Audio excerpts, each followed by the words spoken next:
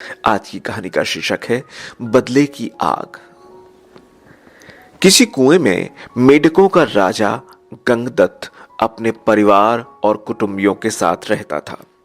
वैसे तो गंगदत्त एक अच्छा शासक था और सभी का ध्यान रखता था, पर उसमें एक कमी थी। वो किसी भी कीमत पर अपना विरोध सहन नहीं कर सकता था। एक बार गंगदत्त के एक निर्णय को लेकर कई मेढकों ने उसका विरोध कर दिया।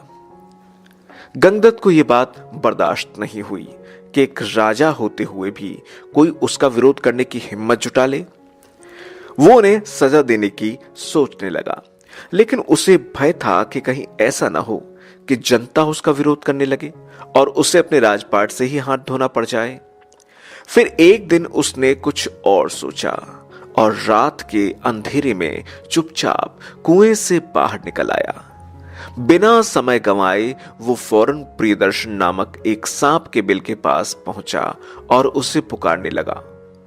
एक मेढक को इस तरह पुकारता सुनकर प्रियदर्शन बहुत आश्चर्य में पड़ गया। वो बाहर निकला और बोला, कौन हो तुम? क्या तुम्हें इस बात का भय नहीं कि मैं तुम्हें खा सकता हूं? गंगदत्त बोला, हे सरप्राज, मैं मेढकों का राजा गंगदत्त हूं और मैं यहां आपसे मैत्री करने आया हूं। यह कैसे हो सकता है? क्या दो स्वाभाविक शत्रु आपस में मित्रता कर सकते हैं? प्रियदर्शन ने आश्चर्य से कहा। गंगदत्त बोला, आप ठीक कहते हैं, आप हमारे स्वाभाविक शत्रु हैं, लेकिन इस समय मैं अपने ही लोगों द्वारा अपमानित होकर आपकी शरण में आया हूं। और शास्त्रों में कहा गया है कि सर्वनाश की स्थिति में अथवा अपने प्राणों की रक्षा हेतु शत्रु की अधीनता स्वीकार करने में समझदारी है। कृपया मुझे अपनी शरण में ले लें, मेरे दुश्मनों को मारकर मेरी मदद करें। प्रियदर्शन अब बूढ़ा हो चुका था। उसने मन ही मन सोचा कि यदि इस मेढक की वजह से मेरा पेट भर जाए तो इसमें बुराई क्या है। वो बोला, बताओ, मैं तुम्हारी मदद कैसे कर सकता हूं? सर्प को मदद के लिए तैयार होता देख गंगदत्त प्रसन्न हो गया और बोला, आपको मेरे साथ कुएं में चलना होगा और वहां मैं जिस मेढक को भी आपके पास लेकर आऊंगा उसे मारकर खाना होगा, और एक बार मेरे सारे दुश्मन खत्म हो जाएं तो वापस आप अपने बिल में आकर रहने लगिएगा। पर कुएं में मैं रहूंगा कैसे? मैं तो अपने बिल में ही आराम से रह सकता हूं। प्रियदर्शन ने चिंता व्यक्त की।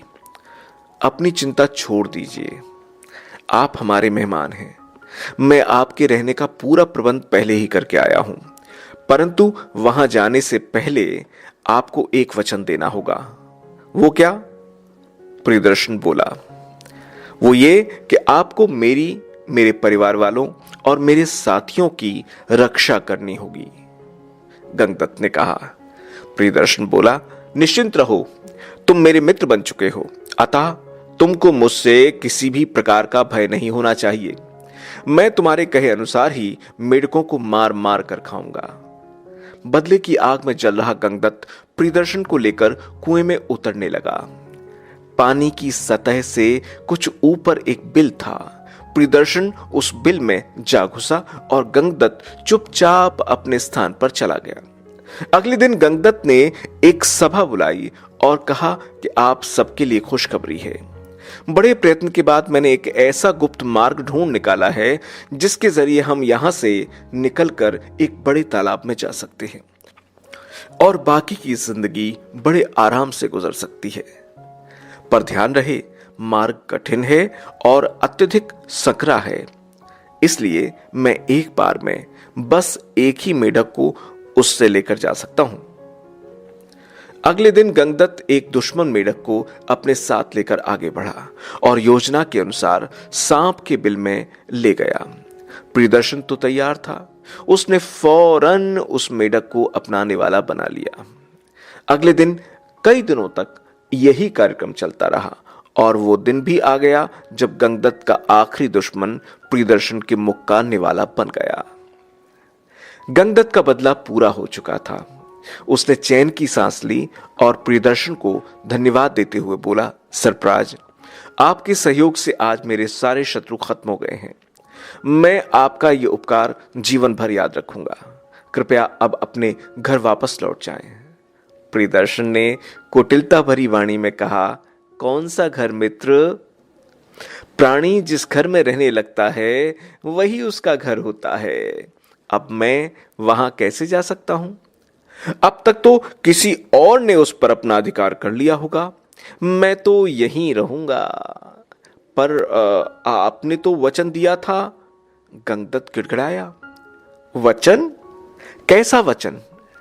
अपने ही कुटुंबियों की हत्या करवाने वाला नीच आज मुझसे मेरे वचन का हिसाब मांग रहा है। हा हा हा हा हा। प्रियदर्शन ठहाका मारकर हंसने लगा और देखते ही देखते गंगदत्त को अपने जबड़े में जकड़ लिया। गंगदत्त को अपनी गलती का एहसास हो रहा था। बदले की आग में सिर्फ उसके दुश्मन ही नहीं जले, आज वो खुद भी जल रहा था। मित्रों, क्षमा करने को हमेशा बदला लेने से बेहतर माना गया है। बदले की चाह व्यक्ति के विचारों को दूषित कर देती है, उसके मन का चैन छीन लेती है। ये एक ऐसी आग होती है कि किसी और को जलाए या न जलाए, बदले की भावना रखने वाले को जरूर भस्म कर देती है। अतः हमें इस दुर्भावना से दूर रहना चाहिए। हमें यह समझना चाहिए कि किसी को उसके कर्मों का फल अवश्य मिलता है। यदि आपके साथ किसी ने बुरा किया है तो उसका फल उसे भगवान को देने दीजिए। खुद को बदले की आग में मत जलाइए। अगर आपको आज की ये कहानी अच्छी लगी हो तो अपने दोस्तों परिजनों से जरूर शेयर करें।